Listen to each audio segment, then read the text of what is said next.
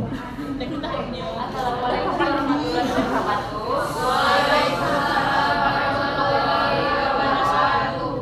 Kepada yang terhormat Dr. Anis Eko Suroso MPD selaku dosen mata kuliah pragmatik dan juga teman-teman yang berbahagia. Perkenalkan, kami dari kelompok 5 yang beranggotakan saya Maulud Dia sebagai moderator dan sekretaris, dan rekan saya Stiani Putri sebagai presenter. Untuk mempersingkat waktu, maka dipersilakan untuk presenter memulai presentasi.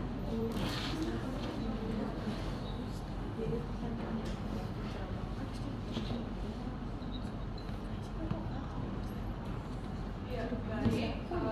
Yang pertama adalah pragmatik. Izin ya, teman-teman menjelaskannya sambil duduk, soalnya kalau berdiri susah ininya pendek. Terus yang pragmatik kami mengambil dari satu ahli, yaitu Brief 2016 mengungkapkan bahwa pragmatik adalah studi tentang makna turunan. Makna di sini yaitu adalah maksud. Ya, menurut saya pribadi sependapat dengan pendapatnya Griff bahwa pragmatik adalah pemikiran-pemikiran yang disintesiskan pada prinsip pragmatik mencakup 3 kata kunci, yaitu studi, maksud, dan tuturan. Studi itu maksudnya pragmatik adalah suatu ilmu linguistik atau ilmu kebahasaan. Jadi pragmatik itu bagian dari ilmu linguistik atau ilmu kebahasaan. Lalu yang selanjutnya adalah studi. Jadi yang selanjutnya adalah maksud. Jadi selain pragmatik itu suatu ilmu kebahasaan atau ilmu linguistik, pragmatik juga mengkaji suatu maksud dari ujaran atau tuturan pada suatu atau kondisi tertentu. Lalu yang selanjutnya adalah tuturan. Tuturan mengacu pada satuan bahasa di atas kalimat yang mempresentasikannya. Jadi pragmatik ini adalah suatu ilmu kebahasaan yang membahas atau mencakup tentang maksud dari ujaran atau suatu tuturan gitu. Lalu yang kedua adalah deiksis. Dalam Yule 1995, deiksis adalah istilah teknis dalam bahasa Yunani untuk salah satu hal mendasar yang kita lakukan dengan tuturan. Deiksis berarti penunjukan melalui bahasa. Bentuk linguistik yang dipakai untuk menyelesaikan penunjukan disebut ungkapan deiksis. Ketika Anda menunjukkan objek asing dan bertanya apa itu, maka Anda mengungkapkan deiksis itu untuk menunjukkan sesuatu dalam suatu konteks secara tiba-tiba. Jadi deiksis ini biasanya juga fungsinya sama dengan kata pengganti, yaitu pengganti orang, pengganti waktu, peristiwa, keadaan, dan lain sebagainya. Misalnya, tolong duduk di situ. Itu maksudnya bukan di situ itu di mana, tapi maksudnya adalah di situ adalah arah tangan seorang penutur menunjukkan suatu tempat bagi pendengar untuk duduk di sebelah yang telah ditunjuk. Jadi itu deiksis.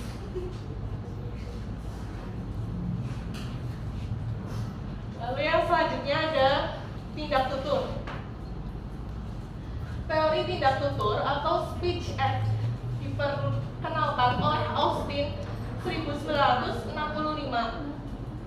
The ground up how many sense there are in which to say something is to do something, or in saying something we do something, and even by saying something we do something.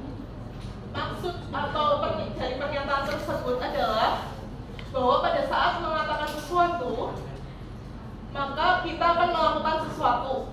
Ketika kita sedang mengatakan sesuatu, maka kita itu sedang melakukan sesuatu. Bahkan dengan mengatakan sesuatu, kita itu melakukan sesuatu. Contohnya, ketika seseorang mengatakan minta maaf, berjanji, dan sebagainya, maka orang tersebut tidak hanya mengatakan, tetapi sekaligus orang tersebut juga melakukan tindakan minta maaf atau berjanji.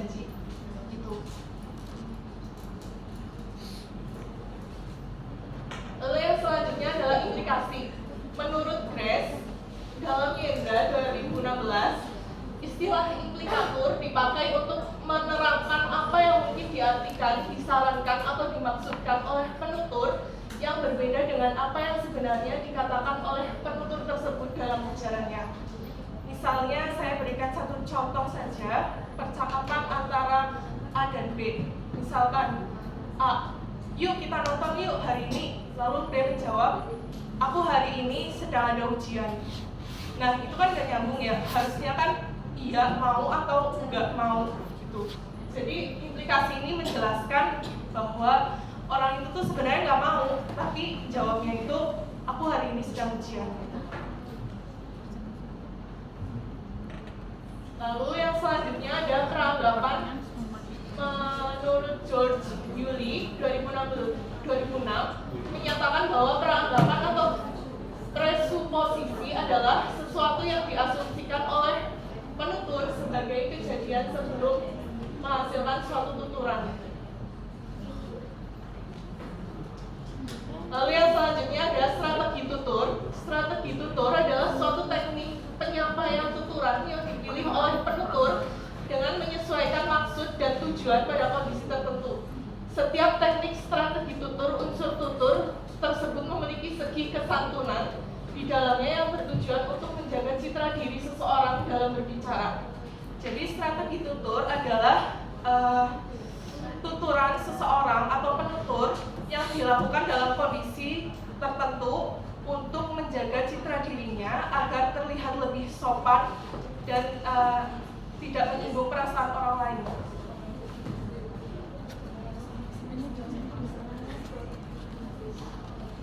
Oke, sekian presentasi dari kami.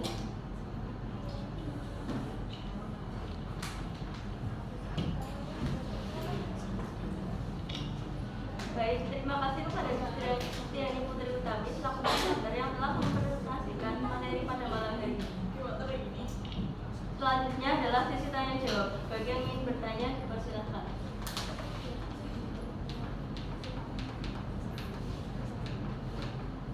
Ya, silakan Mbak Rosa.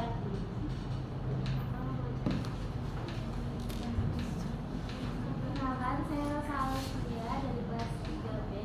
Ingin bertanya pada kelompok 5. Tolong jelaskan dan berikan contoh yang Anda ketahui tentang jenis-jenis implikator. Terima kasih.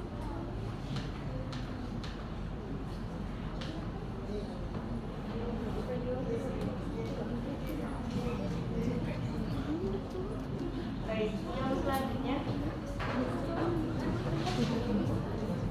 Saya ingin bertanya, perkenalkan nama saya Lukas Nanti dengan tema ahli kelas 5. Berikan jenis dan juga contoh tindak ukur menurut algoritma. Terima kasih.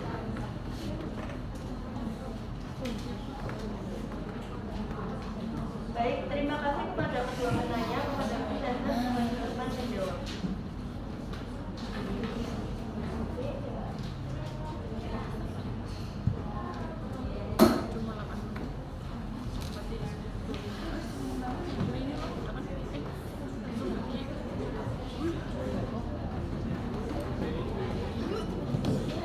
Izin menjawab pertanyaan dari Mbak Rosa, yaitu jelaskan dan berikan contoh yang Anda ketahui tentang jenis-jenis implikatur. Jenis-jenis implikatur yang saya ketahui itu ada 3. Ya, jenis implikatur menurut Yulee. Yang pertama, implikatur percakapan umum. Implikatur ini tidak ada latar belakang pengetahuan khusus dan konteks tuturan yang diminta untuk membuat kesimpulan yang diperlukan. Contoh dari implikatur percakapan umum yaitu Ferry, apakah Anda mengundang Bella dan Santi? Lalu Siska menjawab, saya mengundang Bella. Jika pengetahuan khusus tidak dipersyaratkan untuk memperhitungkan makna tambahan yang disampaikan seperti pada contoh di atas disebut sebagai implikatur percakapan umum. Jadi kalau percakapan umum itu implikatur yang langsung pada intinya. Lalu yang kedua, implikatur berskala. Informasi tertentu selalu disampaikan dengan memilih sebuah kata yang menyampaikan suatu nilai suatu skala. Ini secara khusus tampak jelas untuk mengungkapkan kuantitas seperti istilah semua, sebagian, besar, banyak, beberapa, sedikit, selalu, sering, dan kadang-kadang. Jadi contohnya, saya membeli beberapa dari perhiasan ini di Hong Kong. Itu termasuk ke implikator berskala karena ada kata beberapa di dalam kalimat tersebut. Lalu yang terakhir yaitu implikator percakapan khusus. Seringkali percakapan dalam implikator percakapan kita terjadi dalam konteks yang sangat khusus, di mana kita mengasumsikan informasi yang kita ketahui secara lokal. Contohnya, Ricky, hai, apa kabar? Kau akan menghadiri pesta yang gaduh itu nanti malam? Tommy, orang tuaku akan mengunjungiku. Untuk membuat jawaban Tommy menjadi relevan, Ricky harus memiliki persediaan sedikit pengetahuan yang diasumsikan bahwa salah satu mahasiswa dalam percakapan ini akan dikerjakan. Maksudnya itu, kan Ricky ngajak ya, apakah hari ini bisa menghadiri pesta pada malam hari ini? Lalu Tommy menjawab, orang tuaku akan mengunjungiku. Berarti kan Tommy itu nggak bisa hadir, tapi dia bilangnya bukan nggak bisa hadir, tapi orang tuaku akan mengunjungiku. Jadi Ricky ini dipaksa untuk mengerti maksud dari si Tommy tersebut, walaupun tidak menyatakan bisa atau tidak bisanya. Lalu selanjutnya, untuk pertanyaan kedua dari Mbak Farifah, berkenaan dengan tuturan, Austin membedakan 3 macam tindakan, yaitu tindak tutur lokusi, yaitu tindak mengucap sesuatu dengan kata dan kalimat sesuai dengan makna di dalam kamus dan menurut kaidah sintaksisnya. Contoh, Ani, ibu sedang memasak di dapur. Kalimat tersebut memiliki informasi bahwa ibu dari si Ani sedang memasak di dapur. Jadi ini tuh terang benderang. Tuturan lokusi itu tuturan yang terang benderang. Kalau si Ani ini berkata kalau ibu sedang memasak di dapur, ya memang maksudnya ibu sedang memasak di dapur. Gitu. Jadi langsung kepada intinya atau pada kenyataan di lapangan. Gitu. Lalu yang kedua, tindak tutur ilokusi, yaitu tindak tutur yang mengandung maksud berkaitan dengan siapa bertutur kepada siapa, kapan, dan di mana tindak tutur itu dilakukan, dan lain sebagainya. Tindak tutur ilokusi berkaitan dengan beberapa fungsi dalam pikiran pembicara. Contohnya, ayah, ujian sudah dekat, nak. Maksudnya itu, jika sang ayah bicara pada anaknya, maka yang timbul di pikiran anak mungkin saja bisa berupa teguran dari sang ayah untuk anak tersebut itu bisa belajar. Jadi nggak main HP. Kan kadang kita diperingati orang tua itu, besok ujian nak, besok ujian dek, besok ujian kak. Itu termasuk ke tindak tutur ilokusi, yaitu suatu ujaran yang sebenarnya itu tidak sesuai dengan apa yang disebutkan, tapi sebenarnya itu kepengen bermaksud sesuatu gitu loh, untuk apa ya, untuk pendengar. Lalu yang terakhir, tindak tutur perlokusi, yaitu tindak tutur yang pengujarannya dimaksudkan untuk mempengaruhi mitra tutur. Jadi antara tindak tutur perlokusi dengan tindak tutur ilokusi yang tadi itu saling berkaitan. Jadi kalau ilokusi itu kan peringatan dari ayahnya karena ujiannya sudah dekat. Nah, kalau tindak tutur perlokusi itu tindakan sang anak ketika sang anak itu mendengarkan peringatan dari ayahnya. Jadi antara tindak tutur ilokusi dan tindak tutur perlokusi itu saling berhubungan.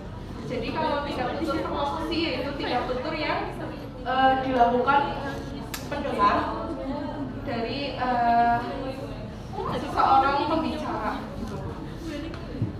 Satu contoh yang tadi, maka perlokusinya adalah anak belajar dengan rajin karena ujian sudah dekat.